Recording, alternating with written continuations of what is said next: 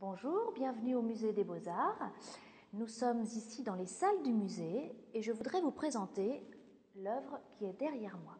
Elle a été réalisée par un artiste qui s'appelle Bertrand Lavier et son titre est Peinture de paysage et au-delà.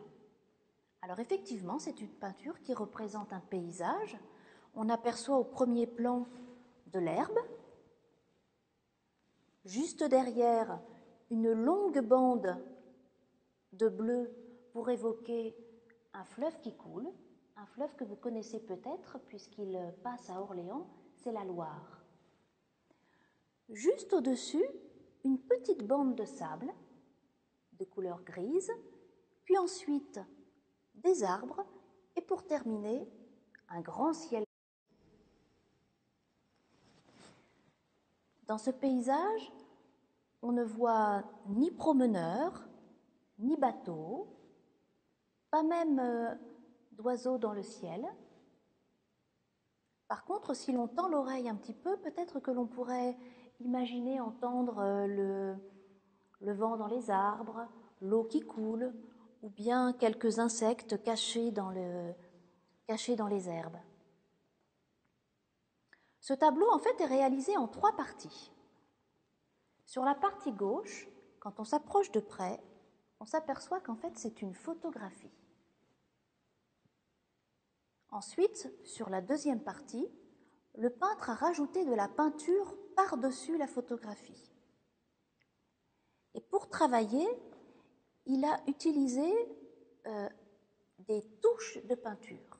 Il a réalisé des touches de peinture, c'est-à-dire qu'avec son pinceau, il a fait des petites traces. Alors pour faire l'herbe, il a fait des traces qui vont un petit peu dans tous les sens. Il a mélangé les couleurs pour obtenir des tons de vert différents. Pour faire l'eau, il a fait plutôt des petites touches horizontales. Idem pour le sable. Pour faire les arbres, des touches un peu arrondies. Et pour faire le ciel, des touches un peu penchées, qui font d'ailleurs penser que dans la peinture, il pleut. Alors dans la troisième partie, le peintre a prolongé l'image sur un morceau de bois. Il a inventé la suite. Il aurait pu d'ailleurs continuer encore plus longtemps sur le mur. Un peu comme ce fleuve qui lui aussi va faire un long voyage pour aller se jeter dans la mer. D'ailleurs, je vais vous raconter une histoire, l'histoire d'une petite goutte d'eau qui, elle aussi, va parcourir un long chemin pour aller ensuite se jeter dans la mer, tout comme la Loire. Alors voici le livre écrit par Anne Crozat et illustré également par Anne Crozat, dont le titre est « Bon voyage, petite goutte ».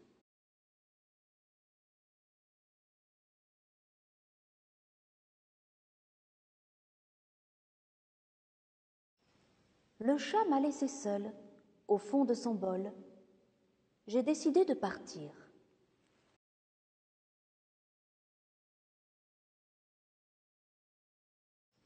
Grâce au soleil, je me suis faite légère, si légère que je me suis envolée dans le ciel, comme la vapeur du thé chaud.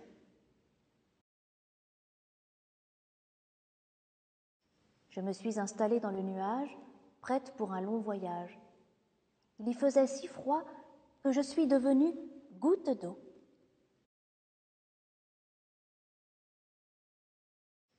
Et le vent m'a emmenée très loin et très haut.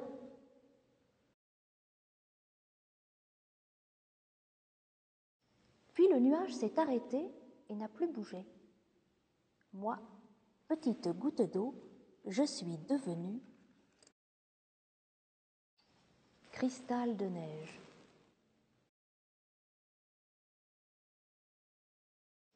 Je me suis posée et au premier rayon de soleil, je suis devenue à nouveau goutte d'eau.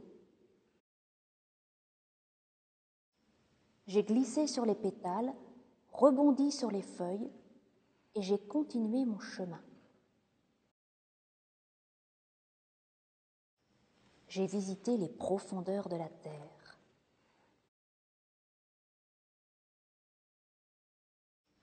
Et je suis sortie là où le ruisseau prend sa source. Je suis passée par le torrent, la cascade, la rivière. J'ai vu le tétard devenir grenouille et des araignées marcher sur l'eau. J'ai vu les oiseaux des fleuves et des étangs. Et j'ai fini par arriver dans la mer.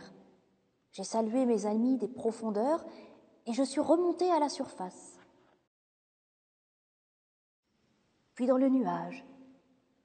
Il était si chargé qu'il se déplaçait avec lenteur et à la première colline, il s'est ouvert. Moi, petite goutte d'eau, je suis tombée sur le dos d'un drôle de caillou. Un caillou qui m'attendait, je crois. Je ne sais pas où tu vas, et si tu reviendras, je sais juste que tu seras toujours par ici ou bien par là. Bon voyage, petite goutte.